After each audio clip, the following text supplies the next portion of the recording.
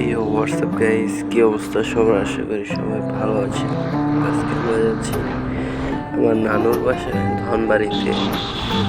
তো চলতে চলতে অনেক কথাই হবে। তো লেটস স্টার্ট টুডেস ভিডিওস। ভাই ব্রাদাররা অনেকেই গাড়ি নিয়ে ফেলছে নানুর বাসায়। মামারা এক্সাম দিল, ওরাও নাকি বাইক নেবে, এক্সাম শেষ। আর এদিকে ভাই ব্রাদার দেখেন ভিলেনের মতো দাদা আমাকে দাঁড় করিয়ে দিল। ওনার কিছু খাবার জিনিস পড়ে গিয়েছিল। তো আগানো যাক। এবার চলতি বছরে এক্সামগুলা যে হার্ড হয়েছে, পোলাপান একদম মাথা নষ্ট হয়ে গেছে।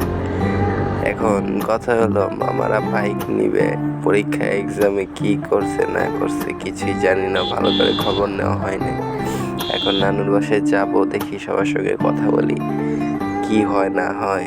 তবে হ্যাঁ, এইবার এক্সামগুলোতে একটা জিনিস নোটিস করে দেখবেন যে আপনারা বিগত বছরে যে পরীক্ষাগুলো হয়েছে সেগুলোতে পাশের হার অনেক বেশি ছিল।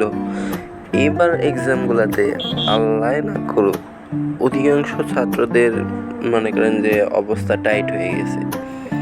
এবারে অনেকে অনেক চিন্তা ভাবনা করে গেছিল, বাট হয়তো অনেকেও সফল, কেউ হয়তো বিফল। যাই হোক, এটা নিয়ে আর কথা না বলি।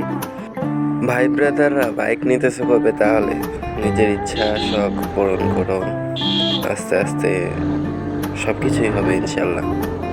সব আল্লাহর উপর ছেড়ে দাও, নিজে একটু হার্ড ওয়ার্ক করো, সফল হবে ইনশাল্লাহ। একদিন না একদিন সফল হবেই। তো বেশি কথা না বলি, আজকে অল্প কিছুক্ষণের জন্যই যে আসছিলাম। তো সবাই ভালো থাকবেন, আমার জন্য দোয়া করবেন। আল্লাহ হাফেজ।